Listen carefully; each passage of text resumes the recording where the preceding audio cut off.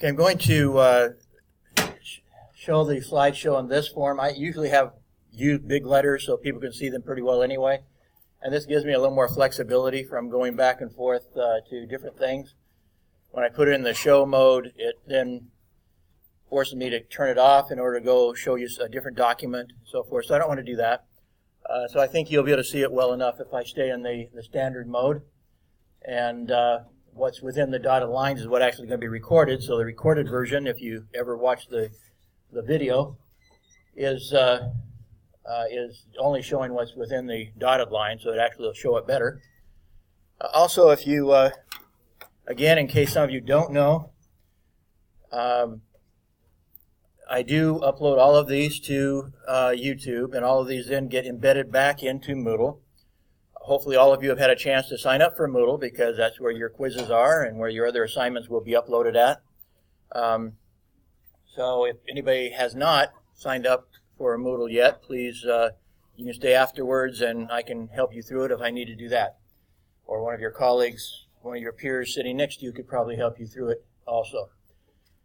One of the advantages of watching the video from YouTube is that YouTube automatically transcribes videos that are primarily lecture anyway.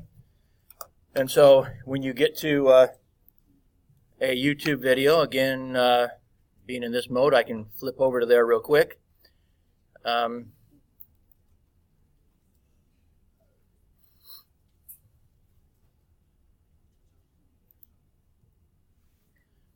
And this is true whether you're approaching it from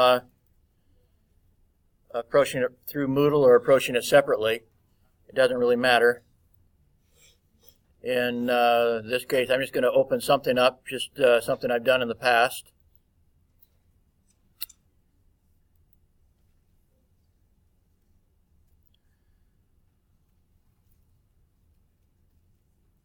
And this happens to be I don't know whether it's the one of the tutorials or yesterday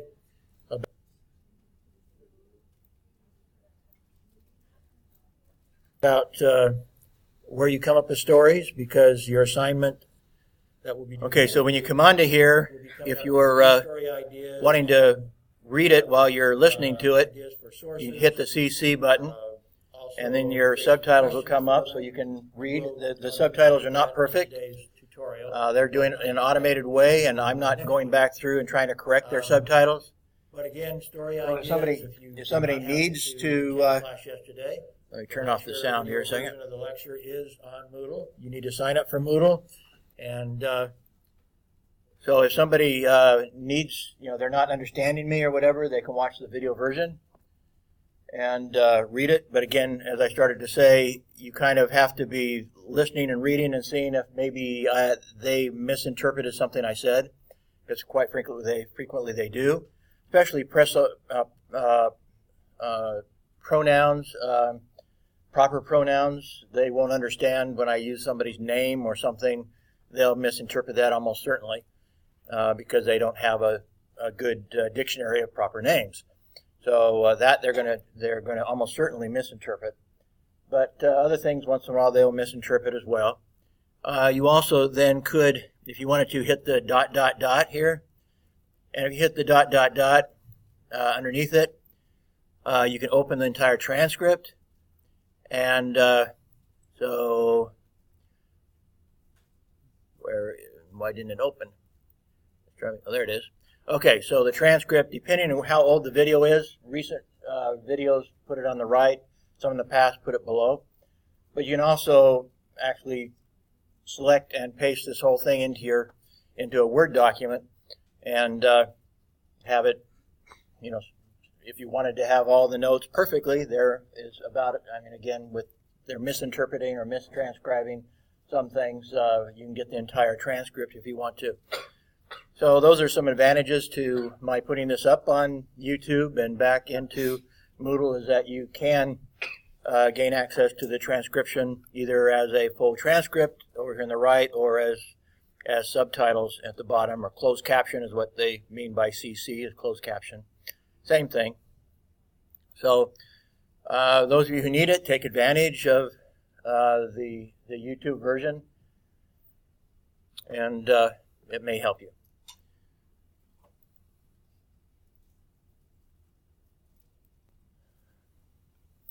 Okay, today I want to talk about writing, journalistic writing. I'm sorry if I bore some of you that have been in other classes where I've talked about this subject before, but I can't ignore it in an editing class. As I mentioned, I think last week, as an editor, you really have to be one of the best writers. You're not just looking for spelling and grammar. That's the least, maybe not the least, but it's a small part of your overall job. Whether you're a content editor, like, as I said, the Metro editor or the feature editor or the education editor, if you're in charge of reporters, then you have one function. And that function, again, is more about content. So now you have to be a good writer and a good reporter.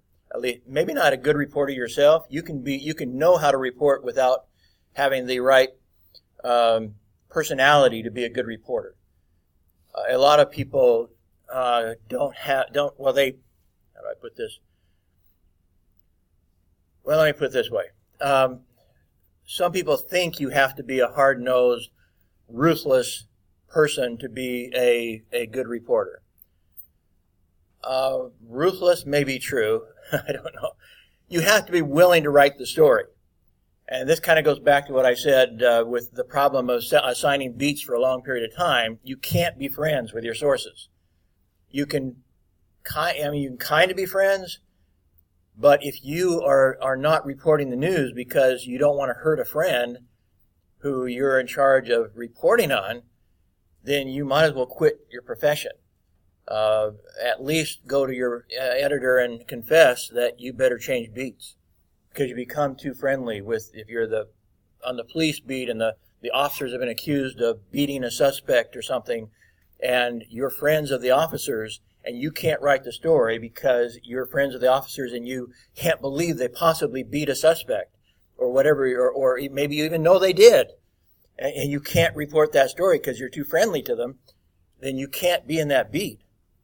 And so, in that sense, I guess you can't have friends. You can't have friends that are more important than your job when you're a journalist. I wanted to be friends with mayors, but I still had two of them kicked out of office because they said stupid stuff and then tried to deny it and say I was a liar. And that didn't work because I had recordings of them. And so, as even advantageous as it would be to have a mayor as a friend, you can't be. You can't be. You can make them think you're a friend. You can be friendly, and they're being friendly to you. They have ulterior motives trying to manipulate you because they're a politician. That's what politicians do. And you're a journalist, and you're trying to manipulate them. We're all big kids here. We can face the reality that a reporter has a job to do, a mayor has a job to do, and sometimes they come into conflict. And if the mayor is doing things that are unethical, you have to report it. That's your job. Now, if you can't handle that, then you should not be a reporter. At least you should not be a hard news reporter. You can be a features writer. You can take a job of soft news writing or soft feature writing and be fine. And that's hardly reporting, frankly. I would hesitate to call it reporting. It is reporting, but it's a different brand of reporting than when you have to write stuff that is painful to somebody. And so your approach has to be quite different. So if you're a content editor, you don't have to go out and do it yourself, but you have to make sure that your reporters are doing it. And so it may be that you're as mild-mannered as you could be, and you could never do that yourself. It is possible to be a content editor, and because you don't have to look somebody in the face and you don't have to call them friend, you can send out your reporters and destroy people if that's what it results in. Now, I'm not saying that's your purpose to go out and destroy people. I've destroyed very few people's careers. It just happened to be two of them were mayors. By and large, people accept me as a friendly person, and I am a friendly person. but I also do my job. And so when it comes to that, and it may only be a few times in your career, even if you are a hard-nosed, if you're covering a beat that is a tough beat and you have to be a tough reporter, it may be that you can get through it without without hurting more than a few people. And those people that are hurt, however, let me make it clear: if you're doing your job right, the people that are hurt deserve to be hurt. I mean, they put themselves in that position. You're just the reporter. You didn't put them in that position. So it's not your fault that they're being hurt. You're doing your job of reporting the news. And in the process, telling the truth hurts them. That was a them problem to start with. If the truth is hurting them, then they did something that caused the truth to hurt them. And so that's not really a you problem, that's a them problem, but you have to be willing to do it if you're covering hard news. Again, as a content editor, you can be a fairly hard-nosed editor and not have the capability emotionally or in personality to be a hard-nosed reporter. But you still have to know how to do it. And it's kind of hard to be a good content editor without having done it yourself, because you're going to feel bad, when you have to tell the reporter, I know he's your friend, you have to write the story. In fact, or maybe even worse than that, you have to go talk to him again, and you're going to have to try to get him to confess stuff to you that's going to destroy his career. But that's your job. And we have good evidence now that he's doing something wrong. And even though you consider him a friend, you have to write this story. If you want to work at this newspaper, you have to go back and get more information, and that information will probably destroy his career. That may be the case. As a metro editor, as a content editor, you may have to do that sometime. As a copy editor, meanwhile, you don't have to do that. So a lot of women prefer to be copy editors, and they're usually better at copy editing in some ways. And this is a great generalization, but it is based on statistics. Women sometimes are very frequently better at spelling and grammar and those sorts of aspects of writing. And so they make pretty good copy editors. And as a copy editor, you don't have to worry about that. You're not worried about the reporting particularly. Not to say you never have to, but frequently is not your job.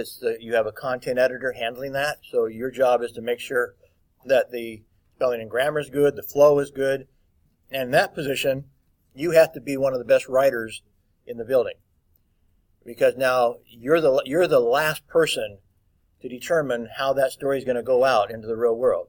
You're the last person, and so if it's screwed up, it's your fault. It's no longer the reporter's fault; it's your fault, because you handled their job, that story, and it was your responsibility to make sure it went out right. And so, yes, the reporter might get some of the blame, but don't expect them to get most of it. If it's stuff like, stuff that you as an editor, as a copy editor, should have caught. Now it's your fault. You own it now. Once you get it, and by the way, that term can be used in a broader sense too. You own that story. You do not have to apologize for rewriting it.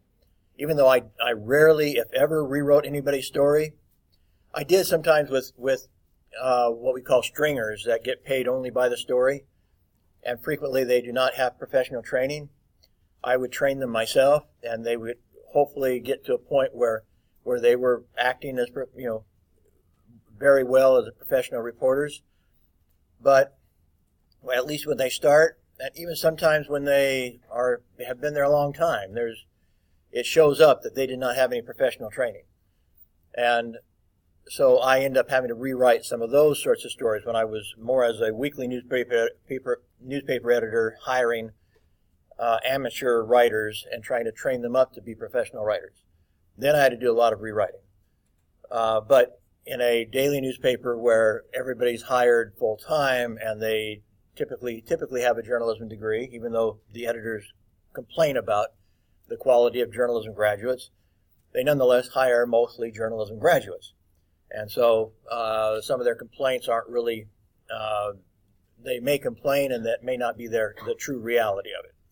the graduates are still better than the graduates of other programs, although they leave open. When I surveyed over 1,000 different executives, they leave open the idea that if a political science or a general liberal arts graduate maybe took one course and did one internship, they would be accepted as on par with all of you who spent 4 years or 3 years studying journalism. They do not take it on face value that your degree means that you're that much better than a political science graduate might be, especially one who happens to have passion about writing and about reporting. So they don't necessarily take your degree as a guarantee that you're better than somebody else. And I think I've mentioned, at least, I'm not sure it's in this part or just to some of the students in the tutorials, but one of the best writers I ever had took only one class from me. In fact, two of the best reporters the best journalists I've ever had only took one class from me, because this was not their major. It was their passion, not their major. And so in the two cases I'm thinking about, one of them was an economics professor, and that's, I think, where I told you she was miserable because she's an economics student, and her parents forced her to be an economics student. And then when she got in my class, I assured her that her parents would be fine if she got her degree and then went out and became a journalist. And indeed, that is what she did, and she became a very good journalist with only one class from me, because she was a natural writer, and that's all she needed, frankly. She was not prepared to do some other functions, but as a magazine writer, one course was all she needed. Another one was an international relations student, but he also was working part-time at a TV station. And now he's in charge of like 50 people doing a daily TV show and so forth. He needed to come to me and get some training after graduation when he realized the Foreign Service, which he planned to go into, didn't pay worth beans.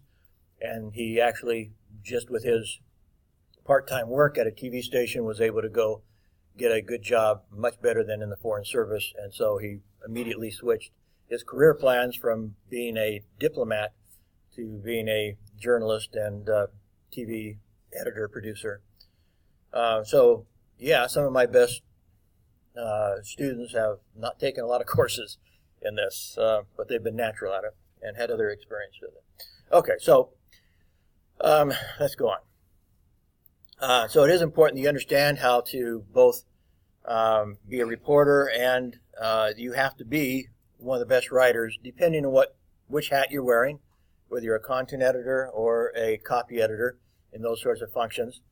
The content editor has to know how the reporter should be functioning, and the copy editors have to be the best among the best writers. You own it. Once they give you the story, the reporters have they might complain how you end up doing their story, but they no longer have the right to it. Once they hand it to you, you own it. And the consequences are now yours once you receive their story. You can rewrite to the degree you want to. You do the editing you need to do. You end up headlining it. You end up putting into designing your news page and deciding whether it goes to the top of the page, back of the page. It may not be you personally. It may be the news editor, who is the top copy editor, deciding whether it goes on page 1 or page 20. But you own it. The right reporters are now out of the picture at that point. Let me say that journalistic writing, however, has proven very valuable to me in lots of other positions. And if you learn how to really do journalism writing well, it can be, when I was I mentioned, I think maybe to some of you, if not all of you, that writing was not my strength as a high school student. I was okay. I had, I did not have a 4.0 out of 4.0, I had a 3.83 out of 4.0.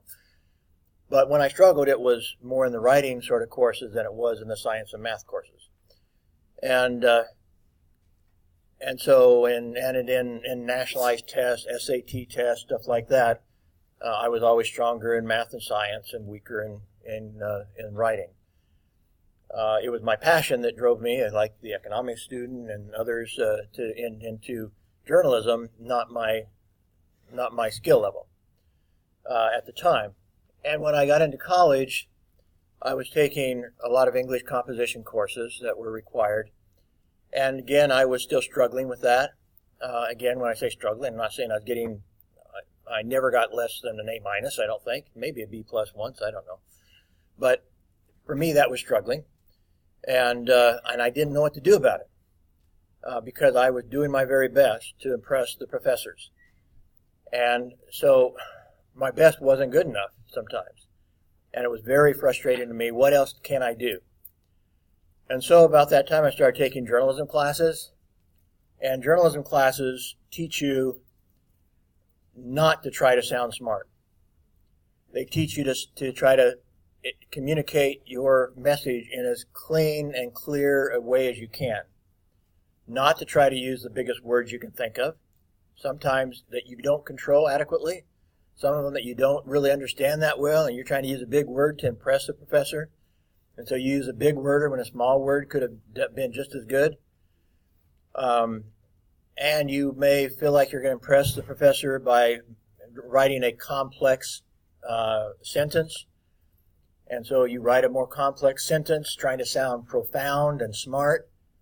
And you think that that's the way to do it because they never told you not to do that. What I found is most English professors do not teach you not to do that. But the truth is they will grade you down for it because they don't like your writing. And they won't tell you why they don't like your writing. English professors frequently don't have, well, let me put it this way, they do not share a common philosophy of writing. So one professor thinks one way, another professor thinks another way, another English professor thinks another way. They have no unified philosophy of writing, which is one problem. And secondly, they don't always even understand themselves what it is about writing they like or don't like. They haven't analyzed it, and again, because they didn't have professors who taught them an overriding philosophy of writing, they don't have a basis in which to say, oh, I don't like this because it's too complicated, it can be simplified. They don't have that background. All they know is they don't like this one and they do like that one. So very frequently in English composition classes, you will be frustrated as I was because they will not teach you what you did wrong because they don't know what you did wrong. They just don't like it. They do not have a common philosophy. So in journalism, that's just the opposite. In journalism, we have a common philosophy that you should write simply and clearly and that the content is more important than the words. And so find me good content and tell me the story in a clean, clear way, and I will reward you for it because it's the content that matters, and don't confuse me with a bunch of words, unnecessary words. Don't confuse me by using big words when you can use small words. Don't confuse me by using complex paragraphs when you can use simple paragraphs. Deliver the message. The message is what's important, not the way you jumble the words up.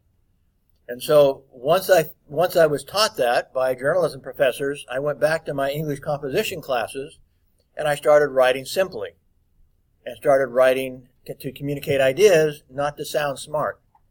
And now A's became easy for me. And so the English compositions post-journalism classes were all A's, whereas the ones before that were not all A's, they're usually A-, maybe a B+, whatever, because I didn't know that, again, the professor did not teach me what I was doing wrong until I got to journalism professors who have the overriding philosophy and who value the content more than the profoundness of your writing. And they will not reward that effort to sound profound. That's not what they're after. So I did better in my English classes once I took journalism classes. I've had a lot of students tell me that, or more, there is more like a question. They say, why didn't my English professor teach me this?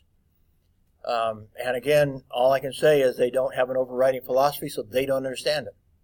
They might, you may find some that do, but I didn't. I did not find an English professor who could teach me how to write to get an easy A until I took journalism classes and learned it from journalism professors. So I also then, as you know, part of my career was in PR marketing. And so how did I do PR marketing?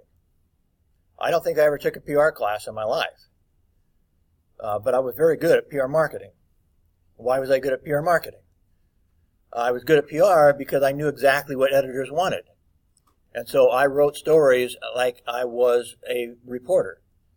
And so when I sent them a press release, it was not like getting a press release from most PR people. In fact, even people that are trained journalist professionals, I've seen that they suddenly have a change of attitude. And suddenly they're writing without attribution. Suddenly they're writing as if they, well, they're not writing journalistically, let me put it that way. They suddenly do not sound any longer like a professional journalist. Because there's a culture within PR that allows you to sit on your butt at your chair and do all your writing without doing any reporting. And there's also a culture within PR that does not insist on attribution. But the result of that is that 90% of all press releases get thrown in the wastebasket. And a good share of the others are reduced from a full story down to 1 or 2 paragraphs. And they put that in some sort of digest format because they announce a meeting or something, and so they'll digest it and put it someplace. But they're not going to run it as a story because it's not written in a way that appeals to a professional newspaper editor. And so most PR is junk, total junk. And that is even true when some journalists are writing the junk, is they forget what they learned as a journalist. I happen to kind of backstop. In fact, I think I'm going to show it to you in a few minutes. I'm going to show you the version of that was created by one of my colleagues at Xiamen University, who was a professional journalist. He was a journalist with the LA Times. He was a journalist with other very prestigious newspapers, more prestigious than I worked at. And he fell into the trap of being a PR flack and not writing journalistically. But when I was able at an engineering firm, where engineering is kind of hard to promote to the front page, but I was able to get front page stories with representing an engineering firm, because I knew what would appeal to the content editor first off, and I knew how to write well enough that it would be pleasing to the copy editor. They wouldn't have to correct most of my stuff because I was already writing like they wanted me to write. And so when I got into public relations, I was very good at it because I just did it like a journalist. I did not do it like the typical PR flack. So that was very valuable. Then I got into academics, and my very first, when I set foot in the place, I'd already been a successful newspaper editor and publisher. And so when I went to a very prestigious private university in America, it was a research-oriented program. If I'd understood that, I probably wouldn't have gone to it. I probably would have found another university that was more industry-oriented. But in the long run, because I'm now a professor, it did give me a lot of valuable training to be a professor. But anyway, I set foot in the place, and most of the other students were going straight from their bachelor's to their master's. And none of them had the degree of professional experience that I did. And I thought that might be a disadvantage. I went into it afraid that I was going to be at a disadvantage because I had been out of the university for 5 years. And I wasn't sure that I would compete well against students that were still thinking like students. And I was thinking like a professional and had lost the touch of being a student or whatever. And I had other responsibilities. By then I was married and had a couple of kids, and anyway, just more normal life. And whereas typically the other students were not married, and so if they wanted to concentrate on their classes, they might do it more than me. I was just afraid that I was going to be at a disadvantage. But the professors recognized the value of my experience, and so immediately they started asking me to help write academic articles. I had never written an academic article. I'm not like for a journal. Certainly classroom articles, sure, but not for a journal. And I had no idea how do you write an academic article for a journal. And we didn't have bachelor theses in those days. I don't think most universities have them still, but we did not, certainly. So I'd not gone through that process before. And so a professor came to me, and he was the first one to kind of, he co-authored with me this article where we did a mail survey of magazine editors, in this case. That was the first in a long line of articles that I've had published based on surveys of professionals. And so he just basically said, "This is the idea, do it." And he walked away. So I had to find the addresses of the editors. I had to come up with the questionnaire. I had to send it out. I had to analyze it when it came back. I had to write the story, and only then did he get involved. He gave me the idea, and then he wanted to see what my final version was. And he changed a few words and sent it off. One of the things I did was, knowing that I didn't know how to write academically, is in the survey I did ask open-ended questions. In other words, I let them express themselves, because I knew as a writer, all I could do is write it like a journalist, because I knew I didn't know how to write like an academic, or at least the typical academic. And so I wanted some direct quotes to use in this article. So I included not just questions that would end up as statistics, but I also included open-ended questions that would end up as direct quotes to represent those statistics. So I sent that out, got it back, analyzed it, did the story, and the only way I could do the story, again, was like a journalist. So I used lots of direct quotes, and I used the statistics we had and so forth. We sent it off to the journal, and about a month later, he sent back a letter. It was addressed to the professor, of course, because he had the first byline, even though he didn't do much except the idea. But he said, "Dear Dr. Haraldson, I have a pile of submissions by professors all over the country, all over the world, actually, and yours is written so well that I'm going to put it ahead of all those other articles that have been submitted. And I'm not just going to put it in the very next edition of our journal, but I'm going to make it the #1 article, the very first article in the journal, and promote it on the front page because it's written so well." Well, that also affected the rest of my academic career, because I was astounded, I was shocked and appalled that I would have written a story that the editor would think was the #1 journal of all the articles he had piled up in his desk, and make it the lead article of his next edition. But it did teach me a lesson. A couple of lessons I thought about during my career. First off, even professors like to read stuff that is written simply. And that's how I wrote it. I wrote it very simply. Because even professors want to skim. They're very busy people. They want to skim stories. They want to read what's important. They want to be able to understand it with the first read, not have to read it a second time. They want as simple writing as they can so that they can get through the reading very quickly. And so they appreciated my writing as a simple journalist. I found out later that actually most professors, especially long-time professors, frequently have their ability to write journalistically destroyed by their PhD. They no longer don't know how to write simply anymore. And so they're not going to be good journalists anymore, which is one reason why the executive said that they would rather hire somebody with a master's degree than somebody with a PhD. They do not want the person with a PhD on their premises, by and large, because they do not trust that the person with a PhD knows how to write anymore. And they don't know how to, if they don't understand how to do the work anymore, basically. They've been corrupted by academia. So, my bottom line of this is that when I teach you how to write simply, it is not just for this class. You should think about it very seriously about all of your writing. As I did for academia, I've had 9 chapters published in 4 books in the last 2 years, and I've written them all like a journalist.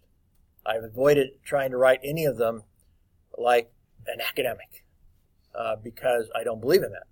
I want my readers to understand what I'm writing. And so I look for content, and I write simply. So I encourage you to think real hard about how you write, and even when you're writing for other classes, try to adopt some of the philosophy of writing that journalism professors taught me and that I try to teach my students.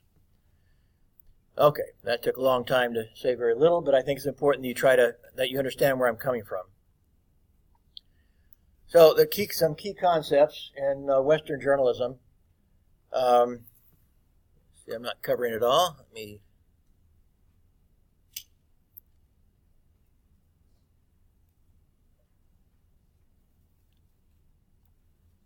I'm going to have to shrink it just a little bit.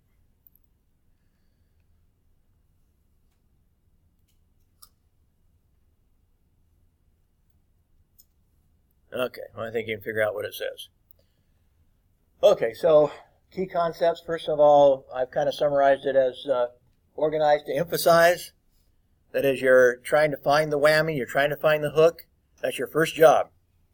When you have your notes, as a reporter, as soon as you have your notes, that's your first job. What is the whammy? What is the hook? Because that becomes your lead. And so I remember one time as an editor, I was a copy editor, but all the reporters had gone home. We heard over the police scanner that a car had just run off into the river not too far from our office, and that there were people inside, trapped inside the car. And so I took my notebook and ran out to the river. I knew that the newspaper was going to start printing before I got done, but if it was a good story, they would stop the presses and put my story on in place of an AP Associated Press story. And again, there was a good chance these people would not survive this crash, being trapped in their car in the water in this big river. Anyway, my point of that, I'll skip over a lot of the details, but when I got done reporting and was racing back and got to the newspaper again, they said, okay, Ken, you have 10 minutes to write the story for the front page. I probably spent 5 minutes deciding what the hook was and writing the lead. And the other 5 minutes I had to write, about 600 words or something. That's because the lead was the most important part. That hook was the most important part. How do you, and it also suggests how you're going to orient the whole rest of the story. Once you get that lead down, especially the complete lead, now again you can go back and then you start going into more detail, and that can go really fast. And so, that first responsibility in your news writing is figure out what is it I'm emphasizing. And that's finding the hook. What is the most interesting thing for me to emphasize in this story? And then you write your lead around that. And then if you're using inverted pyramid, which is not always, but that is kind of the norm of Western journalism. So you summarize the story in the first 2 paragraphs, maybe 3 paragraphs. Then you transition with your bridge into the body of the story, and away you go. It's a fairly simple way, and I have kind of a methodical, mathematical way of looking at it, because that's how I became a good writer. Because I had a math mind, I had to look at my writing like a mathematician almost would have to do it. And so sometimes when I teach how to write, you may think of me kind of simplifying it to the smallest denominator or whatever, because I'm thinking about it like a mathematician. Simplify to clarify, that is, use simple words, simple sentences, simple paragraphs, and then attribute to verify. Attribute essentially everything. I know that's almost getting out of the norm of Western journalism, and I'm ashamed of them for abandoning the standards that we had when I was younger, because you can read whole stories and not really know where the information came from nowadays, and that's not the journalism I grew up with, and it is leading to a lot of distrust of Western journalism, because if you're not citing your sources, then you're basically admitting that you're going to probably put in a bunch of your own opinions. You can't be looked at with the same level of credibility if you're not citing your sources. And so there's a great divide in American journalism, not just American politics, but in American journalism because of that. So those are the fundamentals. We'll go back and look at some of the specifics. We already talked about this, so I don't think I need to go into this. But again, the priorities I have edge up, especially with consequence. So, so what? Why am I writing this story? Why should anybody read the story? And then as you do the 5 W's, emphasize the why and how. That will frequently put you head and shoulders above your competitors because they're not asking that question very much, those sorts of questions. So they're not getting the details you would get if you asked those questions. And attribute essentially everything. Okay, going back again, I don't know if I need to go into any more detail on this, but again, you may spend a good share of the time you've allocated for writing your story and just figuring out how to write the first 2 paragraphs. Finding the whammy and writing the first 2 paragraphs, and then the body of the story will flow from most important to least important and goes fairly quickly.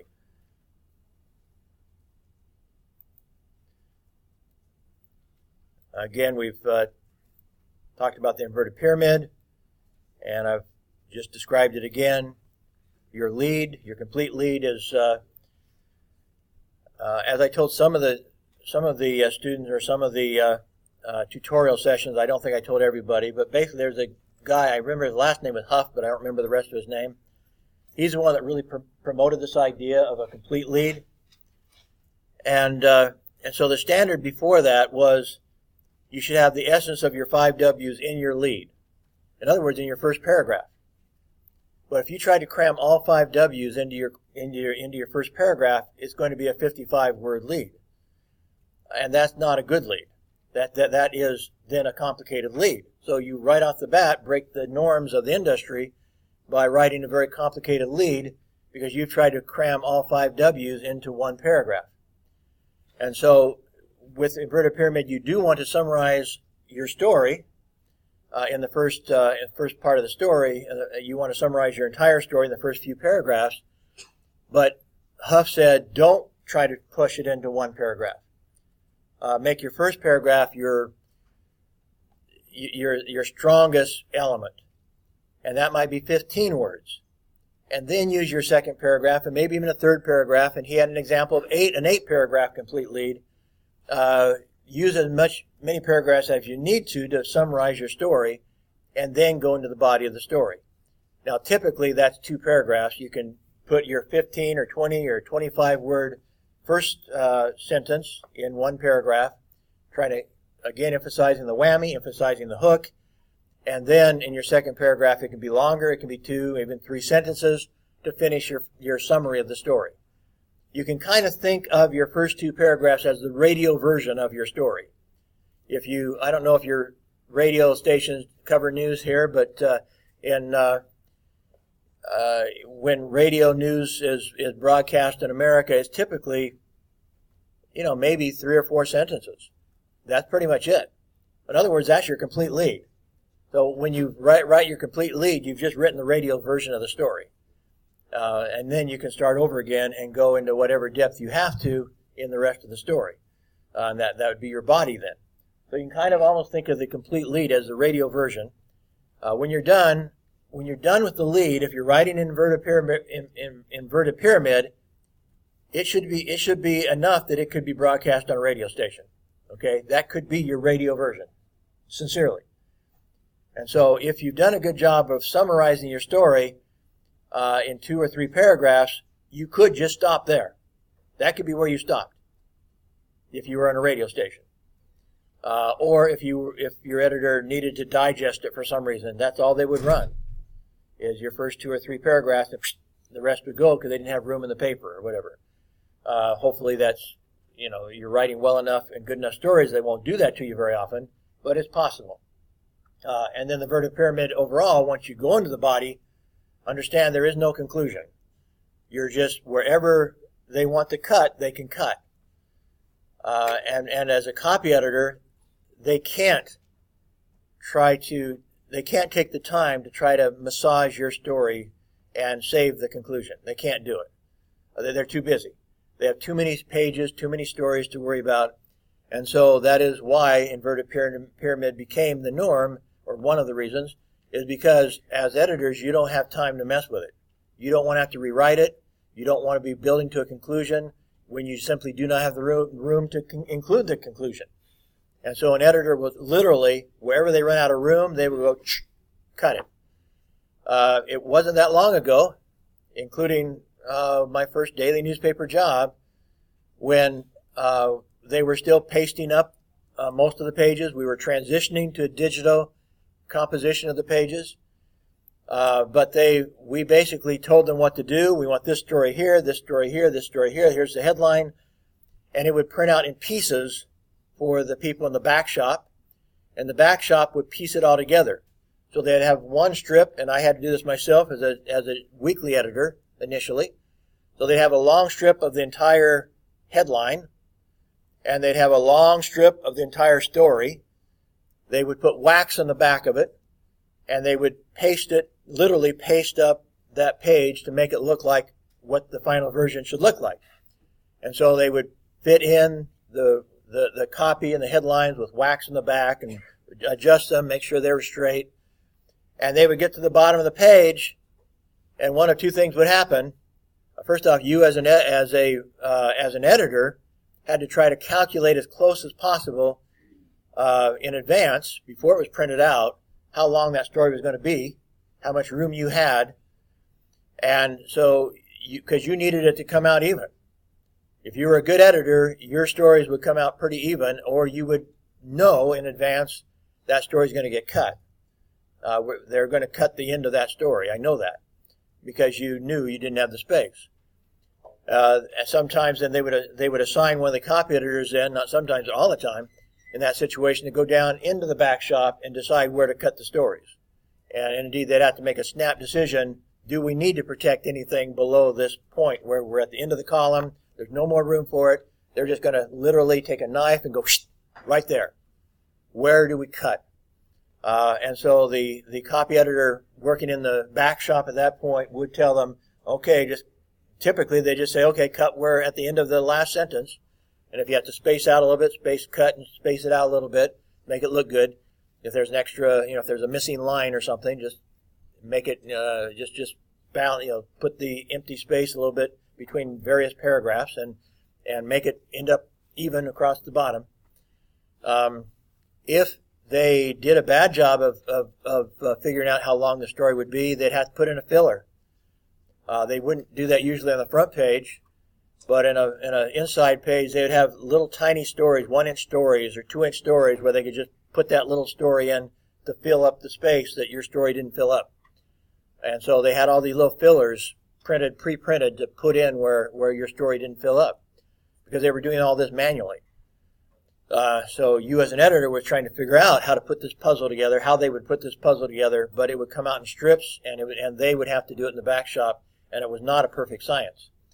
But the better editor you were, the better you could calculate it, and the less fillers they'd have to put in, and the less damage would happen to the stories when they had to cut them fairly arbitrarily at the bottom.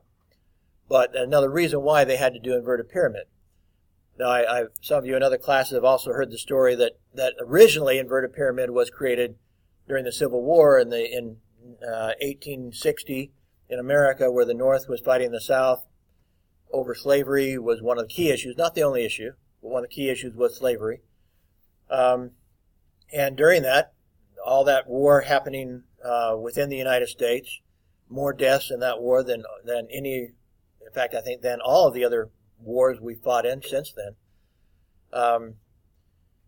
They would be blowing up telegraph lines. The reporters were being sent out from Philadelphia and New York out to the front lines to write the stories, and they would get to a telegraph and say, okay, send this story back to the home office, and they'd be sending the story in to the telegraph using Morse code, and suddenly the opposition, the other army, would think that it was to their advantage, not because of journalism, but because also on the telegraphs the generals would be sending information back to each other also, that the opposition would blow up the telegraph lines. And so here, from the reporter's perspective, they were having their story transmitted by Morse code to the home office, and suddenly it would go dead, and the reporter or the editors in the home office in New York, Philadelphia, wherever they were at, had to go with what they had. And if they didn't put the most important stuff first, they basically had nothing. If they put the least important stuff first, they basically had nothing to print. And so that's when they first figured out, okay, they started telling the reporters, send us the most important stuff first. And so it was during the Civil War that they developed the inverted pyramid for that reason. As send me the most important stuff first, and then over a period of time, we realized the readers liked to having the most important stuff first. And so we kept the inverted pyramid after the Civil War, and that's its origination. And then from the editor's perspective, we also understood the way the newspapers were being produced. We frequently had to just cut at the bottom anyway. And so it made sense, even in the editorial process, to make sure that it was written in inverted pyramid so we could just cut arbitrarily at the end of when we ran out of room, we cut the story. And that was the norm, even up to, for most newspapers in the 1990s. So we're not talking about that long ago. We were the newspaper I was at, the daily newspaper I was at, was one of the first newspapers to become all digital, where you were putting the pages together on a computer. That was not the norm. And the other newspapers in America, they went maybe in many cases another 10 years before they went all digital into the mid 1990s. So we're talking now getting somewhere close to when you were born anyway.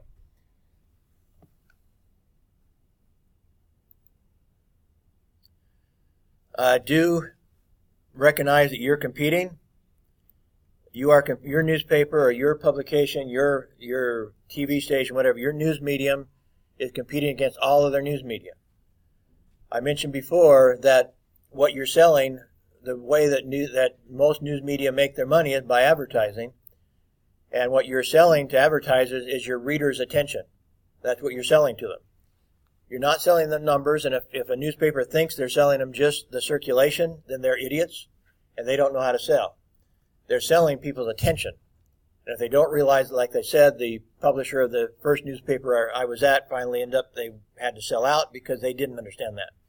The publisher did not understand that, and he thought he was selling circulation when he's really selling attention, and he misrepresented his advertising because they had lots of circulation and no attention yet when they started, because that's the nature of a new newspaper.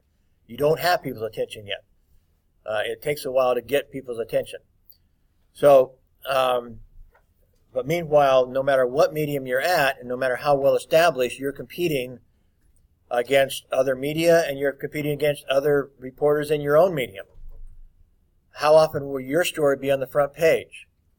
How often will it not be on the front page? How often will people turn to your medium and not to the other media? Those things will determine your success as a reporter and as an editor. Now, you're the one that makes that decision, what's going to be on the front page. And you're also the person deciding what headline am I going to use? How am I going to design the page? It's during my lifetime that newspapers started to realize how important the design was. New York Times still rejects it to some degree. The New York Times still rejects the norms of modern design because they think their news is so valuable that people have to read them. They're really kind of arrogant. And so you'll see one of you in each of the tutorials will have the job of looking through 30 American newspapers and doing an analysis of them.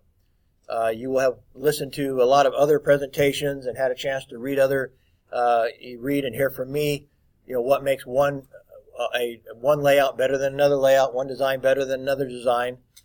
And your job will be to analyze, not all 30, but maybe take 10 of those 30 and say, okay, this one's a good one, and this is why it's good. This is the bad one, and this is why it's bad. And you're going to review that with the other students in your tutorial.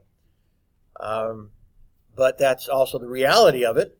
Some newspapers are well designed, some are poorly designed, and it's only it's become increasingly important. I guess throughout my career I've seen a great change in newspaper design. I've made great changes in my own design because we've recognized that the design sometimes will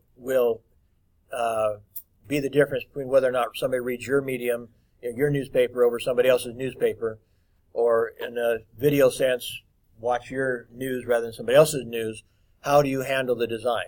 How do you put things together? And in a sense, all media, even video, has a design to it in a way. And so that has become increasingly important, and even more so now that we're competing with the internet. Traditional media is designing in such a way that they put a lot more attention on getting other people's attention, their readers' attention. And their design is a key part of that. So it is partly what do the stories say, how good a reporting do you do, but how do you display it? How do you design your page to draw people's attention to your newspaper, if it's a newspaper, or your magazine, if it's a magazine? How do you get them to come and consume your publication as opposed to everything else? So in the print media, it's not just, we're talking about news writing right now, but you as an editor also have to understand that. Your leads need to emphasize the whammy. You can't write ho-hum leads and expect people to read your story. So your job is now to promote the stories that you have edited. You're designing as a copy editor. You're the one designing the pages, deciding which stories go to the top, which stories go to the bottom, which art to use, which photographs or other graphics to use. You're the one making those decisions, and those are vital decisions in how successful your publication will be. I want to talk about how you write the story specifically. I mentioned that our perspective on this now, at least the Huff perspective, which is my perspective, is to write a short lead and then include the rest of the material in paragraph 2, the other 5 W's. And so this is an example here of 2 versions of a lead. So the top one is a lead that has been cut down to about 15 words. 1, 2, 3, 4, 5, 6, 7, 8, 9, 10, 11, 12, 13, 14, 15 words exactly. That's a 15-word lead as opposed to one that's probably more like 25 words below it. The 25-word one is a little bit more like they used to be. In fact, it might even be longer. I mean, the other ones, the old version might be longer than that. But here it gives the name of the person, Dr. Richard Gomez, the State Migrant Education Program Director. It says the achievement gap is closing in Washington State, but still has a long ways to go before students of ethnic origin catch up with white students. What they talk about when they're talking about an achievement gap in America basically says Asian students are going to do the best, white students are going to do the second best. And then the bottom below that are the Hispanic students, African American students, and at the very bottom are the migrant students.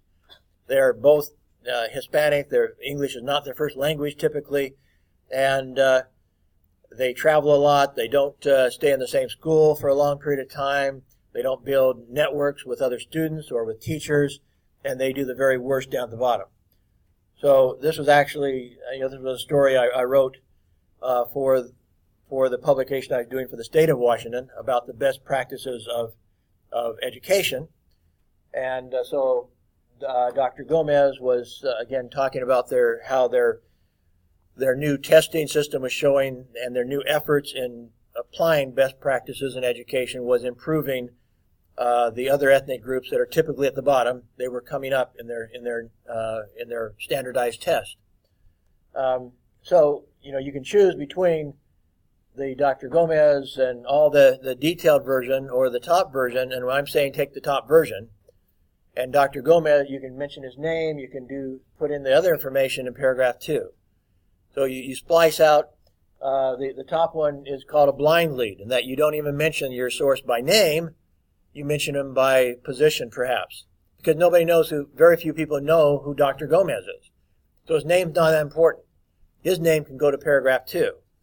And that's very frequently the case. You're writing stories and the typical reader doesn't know the person you're quoting anyway. And so you give a kind of vague reference to him in the lead, and you give the more detailed information about your source in paragraph 2. And other details about where it happened, when it happened, why it happened, whatever. You complete your 5 W's in paragraph 2. You don't need to dirty up page 1, or in the lead, the paragraph 1 in the process of doing it. You can make that very short and sweet and to the point.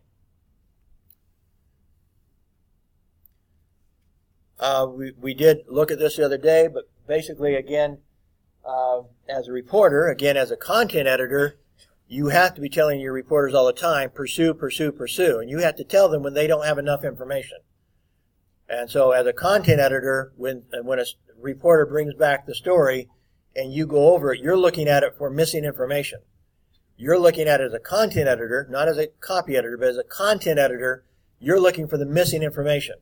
What questions did he not ask that he needs to go back and ask? Who did he not talk to that he needs to go talk to? So you're looking at then from the content, not from the, you might do some copy editing too, but that's not your primary job if you're the content editor. Your primary job is to make sure the content of that story is excellent. So you're looking at the unanswered questions, the interviews not performed, and going after it from that perspective. I've taught those of you in my other classes, I taught you the speech interview lead. So it's down here. You know, Tampa is lucky to be rid of former Mayor Dick Greco, his successor says. That's a speech interview lead. What did a person say and who said it? And again, it's using a blind lead. Dick Greco, the mayor, the former mayor, was very popular. So people knew his name, but they weren't yet familiar with his successor, who was taking his place when Mayor Greco decided to take a job in private industry. And so he abandoned his job and took off. So what did he say? Who said it? Again, using a blind lead, paragraph 2 would give the information about the name of the new mayor and other details. That's only one of many types of leads. It's still the most used and probably the most valuable one, because most stories are based on interviews. And so a speech interview lead, it makes sense for just about every story you do. It's certainly a valid way of starting your story. What did somebody say? The most interesting thing anybody said in your story, probably. So what did somebody say that was really interesting, and who said it? And you go from there. Some professors flip it and put the source first. I don't. I think the whammy is what they said, not who said it, typically. So I encourage this format to put the who said it at the end, put what they said first, because that's the whammy. And I want to put the whammy at the start of the lead. Some of the other types reflect the 5 W's. So the first one, the who lead, over 1 million individuals will be killed this year, all legally. That story actually had to do with abortion. The second one, you kind of ask yourself, what am I emphasizing? A police raid on Tex German's young watermelon plants may lead to a $10,000 lawsuit. The police thought it was marijuana. They destroyed his seedling watermelons. Again, an actual story. So what happened? A police raid happened. So I'm emphasizing the what element in a what lead. A police raid, da-da-da-da. So it's the police raid is what happened. The next one emphasizes when something happened. After looking all over the county for an escaped convict today, police officers found him enjoying a birthday party with his wife and 2-year-old son. So when did it happen? After looking all over the county for this escaped convict. So you're emphasizing what's coming to the front of your sentence is the when element. When did it happen? After looked all over the county. The where element, just a few inches from freedom, a Cuban soldier was shot trying to swim to a waiting boat. That's what happened, or when did it happen? Or excuse me, where did it happen? It happened just a few inches from freedom. So, you have these different types of leads, and I'm not going to go through them all today. You can read about them in the crash course. But you're basically, by the way I refer to leads, it's what is it that you're emphasizing? And then I put the name accordingly. So if you're emphasizing the what element, then it's a what lead. If you're emphasizing the who element, it's the who lead.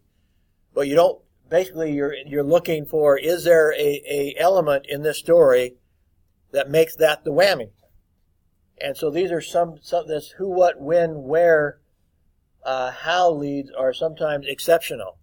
They're not common because those are not frequently where you'll find the whammy. Now, in a sense, the interview lead is a what lead. In a sense, an interview lead is a what lead. You're saying, what did he say? What did the sources say in the story? And so, in a sense, it is a what lead. But it's also, because of the nature of it, we call it the interview speech lead. But if I were to give you if I give you an objective, like a multiple choice question, I'm probably not going to give an alternative as what when it's a wrong answer, because what is actually a true answer?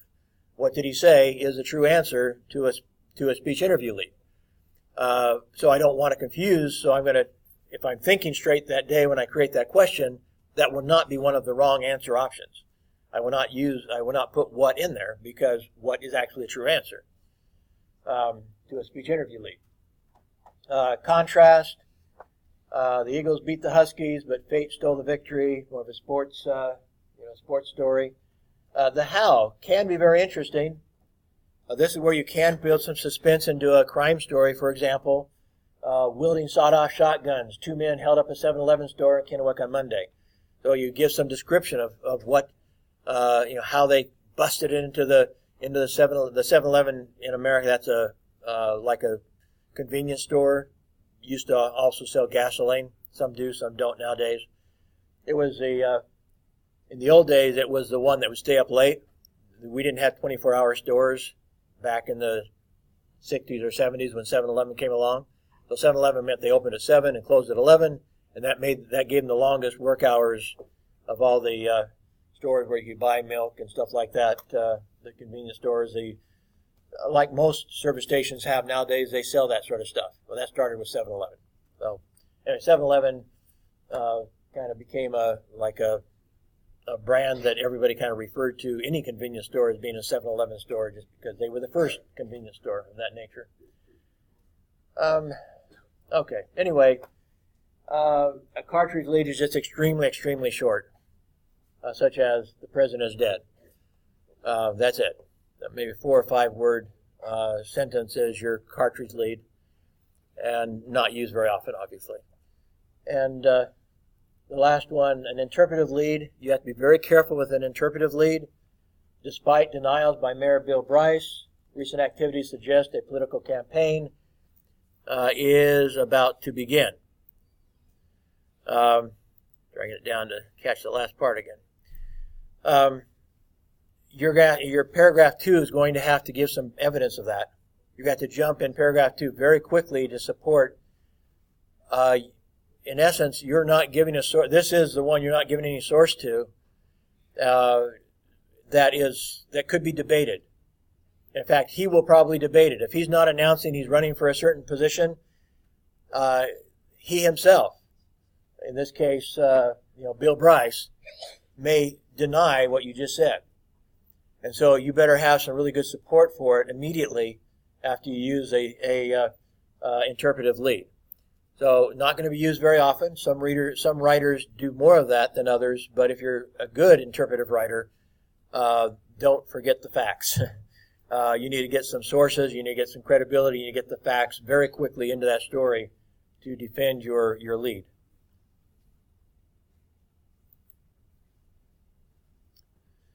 So when we start looking at a complete lead, it'll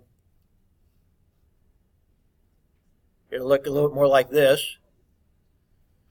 So again, using that same paragraph to the lead as I had before, the achievement gap is closing in Washington State, says the state migrant education program director. But education reform in the state is helping all classes of students to do better in the state's WASO assessment, Dr. Richard Gomez says. So the second paragraph completes most of the 5 W's. Again, because I'm writing in more like a magazine style, because this publication came out quarterly, I had no way of knowing when people would read it, so I wanted to make it timeless, not timely, but timeless. So I wrote in more magazine style. So you're not seeing the when and where into that because I'm not going to include them. I'm purposely leaving out when and where in order to create the magazine approach to it. Make it timeless instead of timely. Then the bridge ends up being a direct quote. I mentioned that before, as I frequently find the very best direct quote I have, and then I don't use it for the lead. I use it for paragraph 3, and I summarize the direct quote, the best direct quote I have, summarize that into my lead. And so it brings me back to the beginning again, in a sense. Quote, all ethnic groups closed the achievement gap between themselves and the white students. In last year's statewide WASL test, he says, white students grew also, but ethnic group students grew more. So now I have a direct quote, gives some more of his personality and passion and so forth. And now I'm ready to start the body of the story because I brought the story back to the same point it was at with the lead. And so if the complete lead is your radio version of the story, now your body is the larger detailed version of the story. So you could actually cut either place. If you cut right between the part in blue and the other part, the first 2 paragraphs could be your radio version of the story. That's that's adequate to run by itself for a radio station. But if you take the rest of it, the whole rest of the story could be your story. If you wanted to, you could leave off the first 2 paragraphs and you still have a complete story. You'd be missing a complete name, but with adding about 2 words, you could actually cut off the first 2 paragraphs and it would start with your first quote. That would be a long lead, so I don't recommend it. You'd have to put in the Dr. Gomez's name and position in there, obviously. Other than that, you could start with paragraph 3. Now, many of you, some of you in the history class and places have started with direct quote leads, and in essence, you're starting with paragraph 3. When you use a direct quote lead, it's almost always you actually never finish. Let me put it this way. It's very tempting not to actually have a complete lead at all. You, in essence, when you start with a direct quote, very frequently you're starting with paragraph 3 for all intents and purposes. And so that can be problematic. So that's why one reason why I look for the best quote and I make that paragraph 3, and then I summarize it in paragraph 1 and 2. And then so I have my summary, my complete lead, and then I use my best quote for paragraph 3. And it starts the story all over again. So again, you could technically cut off paragraphs 1 and 2, add about 2 words to paragraph 3, and you would have a complete story because you're starting the story over again anyway. That's what you're doing. Once you get past that bridge or get into the bridge, you're starting all over again if you're writing in true inverted pyramid.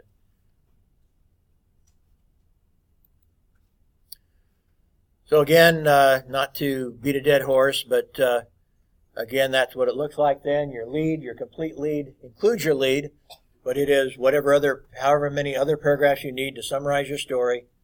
Then you use a bridge. That's where I say a direct quote is a perfect bridge. A direct quote that reflects what you said in the lead is a perfect bridge to take you back into your body of your story. And now you start interweaving your summary paragraphs and your direct quote summary paragraph. It's not a perfect back and forth. It could be. You could go summary, then a direct quote, summary and a direct quote. Your summary sentences, which are indirect quotes basically, you can call them paraphrase, you can call them indirect quotes, but they are still kind of in summary format. They're still attributed, but you are summarizing where somebody's going, where you're going with your story, and then you're using a direct quote after that if you have gathered good direct quotes. And it makes your stories run very smoothly from start to finish. If you can go back and forth between summary paraphrases or indirect quotes into a direct quote, another summary paraphrase that guides the story from start to finish in an organized fashion and smoothly. You want your story to be smooth. And so by alternating, not exactly one for one, but more or less, a summary paragraph of what somebody said, then exactly what he said, another summary paragraph of what somebody said, and exactly what he said, it allows you to go through your story in a very organized, smooth fashion from from start to finish in the body of your story.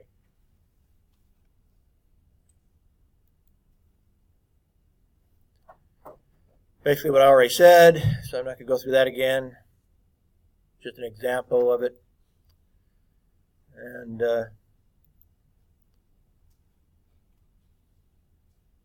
again, pretty much the same thing. Looking at the body of it, I guess. So I used the direct quote as the bridge into it. And then I had some statistics in the detailed. While there are admitted glitches in the No Child Left Behind program and in the WASO test, the improvement in student scores over the past 4 years show current programs are working well, says State Superintendent of Public Instruction Terry Bergeson.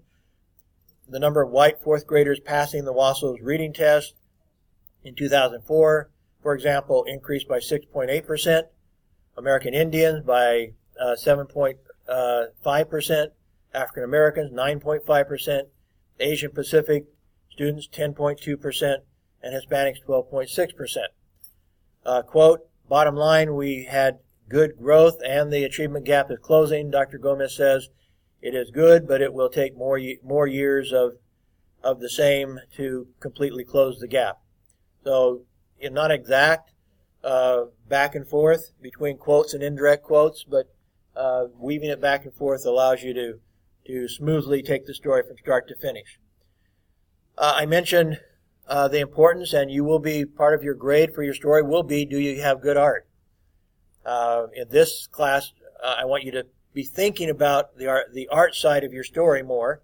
You should as a reporter anyway, but because this is an editing class, I want you to recognize more than ever how important it is that your reporters also think about graphics. If you end up with stories without good graphics, it's hard to promote that story in a design fashion. As an editor, when you start designing that page, you're going to say, what the heck am I doing with this? I have no good graphics. So I'm going to try to give everybody a story on the page I assign them, because as maybe I didn't explain to all the tutorials, but when we put these publications together, all of you are going to have different stories. I mean, altogether, supposedly, you guys are going to be writing 90 different stories. And so we're going to use those 90 stories and the art that you bring to us to put together a magazine, and then put together a tabloid newspaper, and then put together a broadsheet newspaper. We may not use all 90 stories for all of those, but basically, within the tutorial, everybody's going to have a different set of stories to work on. So some of you will have good art, some of you won't have good art. If you all don't think about the art, you're not going to be using your own story. People from one tutorial will probably be using stories from a different tutorial. So there's no conflict of interest, so to speak. So you're not going to be using your own stories. So as a reporter, you're going to get a good grade if you give me good art, but you may be challenged as a designer to do a good job if somebody else didn't do their job in bringing you good art. I mentioned, I think at least in one of the tutorials, that I frequently had to go to conferences, and this was one. This was a student leadership program conference, where they would take the migrant students and bring them into a 3-day conference at a university, and they'd live there in the university for 3 days, and they would do a lot of very exciting hands-on training, and the main goal was to make them believe that they could succeed outside of the fields.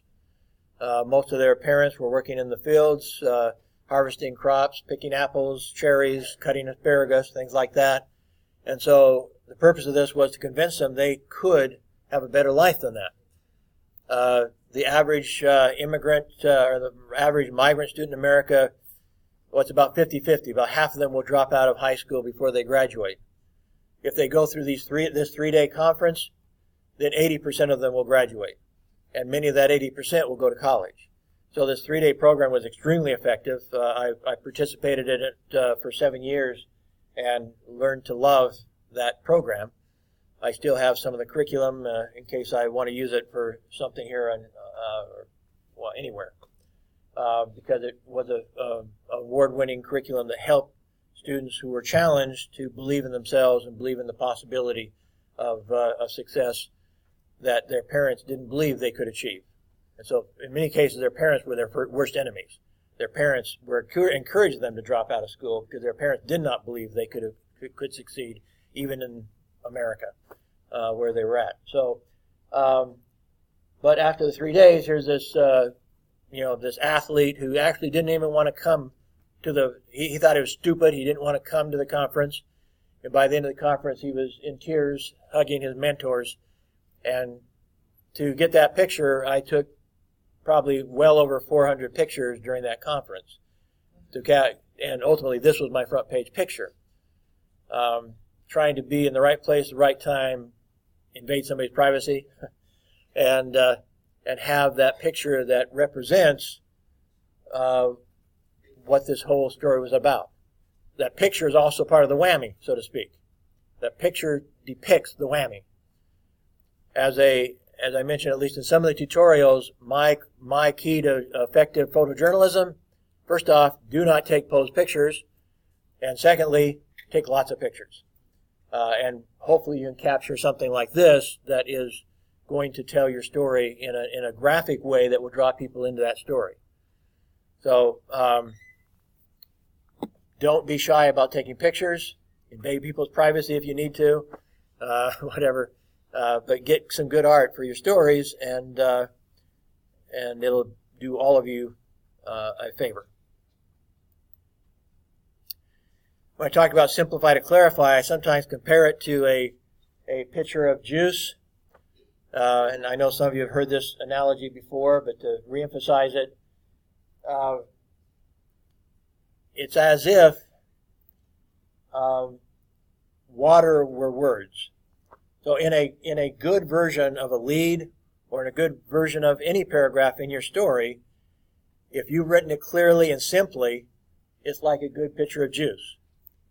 But if I had this pitcher of juice and I came out, I brought in some cups, and we've got a lot of people here, and so I start pouring you a little cup of juice. Who wants some juice here? Some nice orange juice. And you start raising your hand. Oh, yeah, I want some, I want some, I want some. And I start running out of juice, so I put in some more water. And I mix it up again. Now it's diluted about 50%, and I say, okay, who wants some juice? So you may go, maybe. And so I pour some more glasses of juice and hand it out, and it gets low again, and so I put in some more water. I've diluted it some more. I mixed it up, and I say, now how many of you want some juice?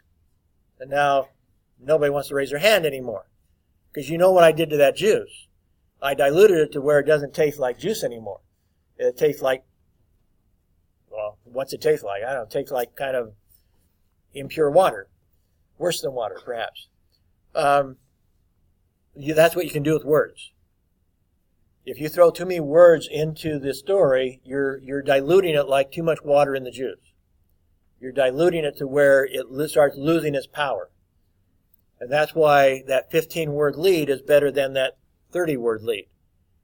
You don't have as many details, but you have the most important details. You haven't diluted it. And so you write your lead to be your most powerful sentence of the entire story by not diluting it. Now, even as you go into the rest of your story, you're trying to eliminate stuff that's not important. Anything that is not useful, get rid of it. Don't put in, getting into here, due to the fact that. Don't put in empty phrases that have no meaning. Due to the fact that, can be replaced with because, but perhaps none of that's important. Maybe just say a straightforward, using an active verb, a straightforward sentence. You don't need even because, but definitely not due to the fact that. This goes back to the idea of how to impress your professor in an English class. You start using phrases like due to the fact that, thinking this sounds smart. Well, it's not smart. It's just wishy-washy wordiness. And so you don't want to use that. You start using, again, another phrase, at the present time. Well, what's that mean? It means now. So cut out the at the present time junk and put in now. We tend to use lots of empty phrases such as needless to say, down further on in this page. Needless to say. Well, if it's needless to say, don't say it. It's needless to say. We build these phrases in that we think makes us sound smart. Furthermore, moreover, it doesn't make you sound smart. English teachers may have never told you that. Sorry, it doesn't. What makes you sound smart is content. Clear content. Powerful content. Be a good reporter, whether it's for a news story or for an essay. In essence, an essay that is really good has good content. So in essence, in doing an essay, do your research. You don't need the wordiness. Have good stuff in there. That's what you need. Good stuff. And so stop trying to impress people with your wordiness and impress them with your content. That's what you need to do as a reporter. So get rid of the emptiness. Again, actually brilliant. I mean, we try to stay away from adjectives altogether. So brilliant would be a very seldom used word, if ever, outside of a quote in a news story at all. But you definitely don't want to string it out any further. Really brilliant. Well, what, falsely brilliant? Why really brilliant? If he was brilliant, he was brilliant. But probably you don't even use the word at all. Avoid those sorts of adjectives that you can't quantify. If you have, again, going to the facts, in this case it adds more words, but rather than saying brilliant, you say the publisher of 5 books, the author of 5 books. And then let the readers decide, oh, he must be brilliant. He's authored 5 books. So in that case, you're actually adding a few words, but you're adding the detail. Whereas brilliant tells us nothing except your opinion. That's an opinion word. You evaluated him as being brilliant, and you probably don't really know that much. You probably took that from a press release, because that's how a PR writer would write. He would say brilliant. Well, why? Prove it. As a journalist, you put in the facts. You don't put in adjectives that don't really have any clarity to them. What does brilliant mean? Prove it. Give me the facts. He's the author of 5 books, or whatever the facts are that in place of brilliant, you give me the facts. Again, work, vocation, employment. It's not like any of those words are too hard. You probably know all of them, even if English isn't your first language.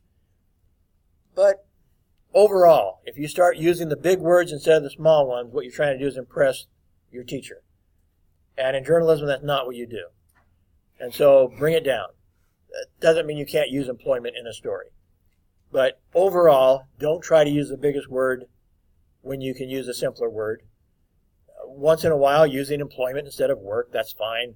I'm not saying never use employment, as I said. But when we make that our tendency to always choose the biggest word because we want to sound smart, now we get into trouble. And so don't try to use big words rather than small words just to sound smart. Use them if they're important. Use them occasionally. But overall, we want to use simpler words rather than more complicated words. Same with verbs of attribution. I will penalize you for using too many verbs of attribution. What I've tried to explain in the history class and other places where I've tried to teach you a little bit of news writing is that if the only verb of attribution you use is to say, or almost the only one, your reader will not notice. And if we go into those 30 front pages from American newspapers, one thing I sometimes challenge students to do is see how many times they use a verb that's not to say. You almost will not find any verbs other than to say in those 30 front pages, because that's what we're taught as journalists in America, is that if you only use the verb to say, nobody will notice that you're only using the verb to say. If you start thinking you have to use other verbs of attribution, and you start saying opined and maintained and argued and all these other verbs because you're trying to sound smart, they actually they draw attention to themselves. And very frequently when you're trying to sound smart with different verbs of attribution, you start making mistakes with them. I've read stories from some of you where the verb of attribution was smiled. Well, smile's not a verb of attribution. He smiled. He Anyway, it's not a verb of attribution. It doesn't attribute words. Smiled isn't a verb of attribution at all. There's other words like that I've seen. I can't think of them right off the top of my head, but a lot of you end up using verbs of attribution that are not verbs of attribution at all. They simply aren't, let alone good ones. And so you will get in the least trouble the more you use the verb to say, whether it's present tense or past tense, depending how you're writing. Magazine form is leave out the when and where out of your story by and large, and you go to the present tense, says, instead of said. That's magazine style that I use in a lot of my newspapers because like I said, if I'm with the quarterly bilingual newspaper, they could read that story almost any time. So I don't, unless I really feel like I have to for some reason, I try to leave the when and where out of the story altogether as not being important. I go to the issues and leave out the when and where. What is a compound sentence? Anybody can define a compound sentence? A compound sentence is going to have two clauses in it. It's going to have at least two verbs. And it's probably going to have a conjunction like and or but that's dividing those two clauses.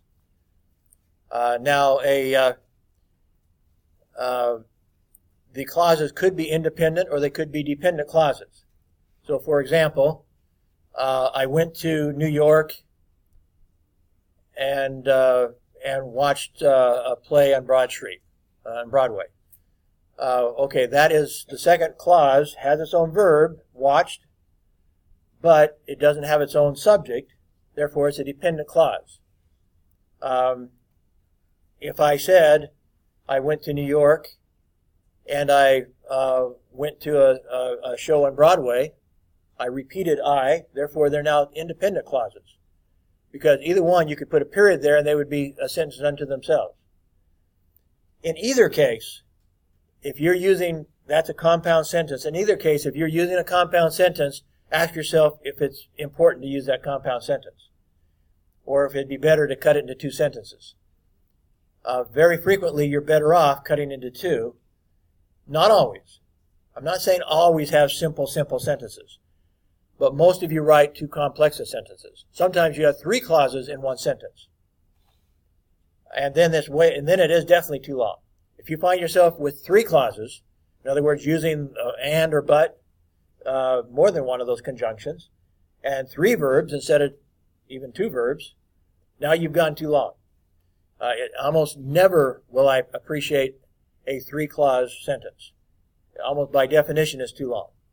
And so don't go more than two clauses in a compound sentence, and think real hard. If it makes it long, think real hard about cutting into two sentences. Very few compound sentences in news writing. Reduce them down. Some, yes, but reduce them down.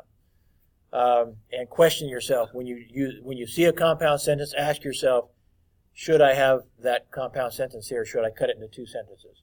As an editor, that's what you're going to be doing. So as a reporter, you need to think about that. As an editor, you would definitely, that is your job to think about that then. You need to start thinking, how do I simplify this? Can I break this long paragraph that is only one sentence, but multiple clauses? Can I cut it down into multiple sentences instead of multiple clauses? And that would be part of your job to do that.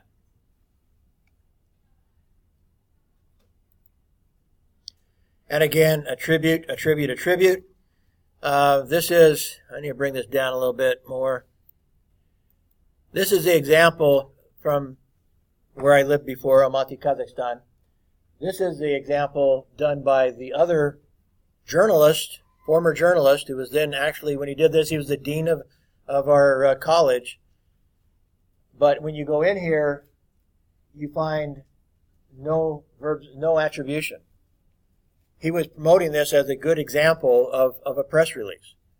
And when I took over the class, and he actually got kicked out of the school, not for this, but for other reasons, I basically used this as a good, bad example, so to speak. A good, bad example, a good example of a bad press release.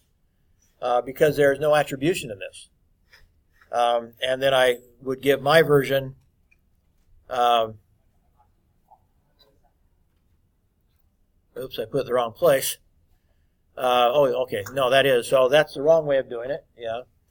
And then I would show them a different version with lots of attribution in it, direct quotes and other attribution in the press release. So even in a press release, I'm saying if you want to be a good PR person, write like a journalist and have lots of attribution still. You're still looking for, in fact, perhaps more than ever as a PR person, you're looking for credibility. You're striving for credibility. You're begging for credibility. So if you're going to do it as a journalist, you need to do it as a PR person. So this one just has more attribution. Should be anyway, or do I have the right one even? I think this is still the same one. Sorry. I must have copied that one again. Well, there is a direct quote in there. That's a good start. Oh no, here it explains, Doctor. Okay, there is some attribution in it. Sorry, I was giving it too fast. So there is some more attribution in it, and that's what you want to do in a press release. You definitely want to do it in a news story. You want attribution. You don't want to get going without attribution. Direct quotes, or quotes altogether, direct and indirect. Again, indirect has no quotation marks. Direct quote has quotation marks. Indirect means this is essentially what they said, but not exactly what they said. Not the exact words, but this is the essence. This is the true essence of what they said, but not exactly. So I'm not putting quotation marks in it. But if you put the quotation marks, then that's a direct quote. We divide them into three categories, or at least Huff did, and I borrowed this from Huff also. Type 1 is the most common way of doing an indirect quote, and you put the attribution at the beginning, because you would get confused if it didn't, without quotation marks. If you put the attribution at the end, it can sound like it's your opinion, that you're saying your opinion, and it takes you a while to get to the attribution. So with an indirect quote, it's very common to put the attribution at the beginning in order not to confuse people as to who said this, and that it wasn't you as a writer, because you don't have any quotation marks. The type 2, the attribution's at the end, and this one has quotation marks, so now you can emphasize what he said instead of who said it. So now you can put the attribution at the end. So this is very rarely type 1. This is should very rarely have the attribution at the beginning, very rarely, with a direct quote. The exception to that is if you're quoting like from a survey, you've done a survey and you have a whole bunch of quotes one after another one, and they're all very short, then you have to alternate between type 3 and type 1, just because you have, like I say, a whole bunch of really short comments from a bunch of people for some reason, like a man in the street interview or something. It's a rarity that you need to do that. But I have had situations where I had a series of very short direct quotes, and so I alternated from type 1 to type 3 and maybe some type 2. The type 3, the attribution's in the middle, and this is still type 3 whether or not you're breaking a sentence in half or whether it's two sentences. If it's in the same paragraph and your attribution's at the beginning, in the middle, type 3, then it doesn't matter whether, if it's the same sentence, then you'd have a comma here and you'd also have a comma here. If this sentence and this sentence are both part of the same sentence, then here you have a comma, and this is not going to be a capital I. If this and this are all one sentence. In this case, they are two sentences in the same paragraph. So you have your comma, quotation mark, Dr. Gomez says, period, and then start a whole new sentence because there is another sentence. So, but it's still type 3, whether or not it's one sentence or two sentences. What makes it type 3 is where is your attribution in this paragraph. It's in the middle someplace. So again, this is an example of a type 3 where it's two sentences in the paragraph, but you could also break one long sentence into two halves and put the attribution in the beginning or in the middle also. Excuse me. So Again, type 1 typically indirect quote, type 2 and 3 typically direct quotes. You have the quotation marks, so there's not going to be confusion that you're trying to say it yourself, that you're giving your opinion. They can see by the quotation mark that you're quoting somebody else, so you can delay the who said it, the attribution, later in that paragraph. Again, this isn't 100%, but this is the trend when using quotes. Indirect quote, type 1, direct quotes, type 2 and 3. So this just goes on and reemphasizes what I just said, and some more. Okay, we are almost out of time here. I have uploaded onto Moodle your news critique sheet, and it is different than if you were in my history class.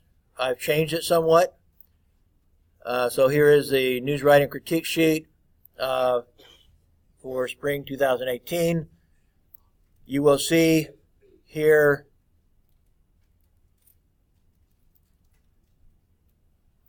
get rid of that altogether. You'll see that lead is now worth 20%, a little bit more than it was in the history class. You'll see attribution is worth 20%, a little more than in the history class. You'll see language is worth 20%, a little more than in the history class. The content is worth 30%, a little bit less than in the history class. And then their formatting is 10%. I think that's the same. So that's one of the key differences. I maybe have also, well, I went ahead and took the same story I shared in the history class. If you took that as your example for an A story, multi-topic, multi-source A story, I added some more words to it. So this is about how long your story should be. I think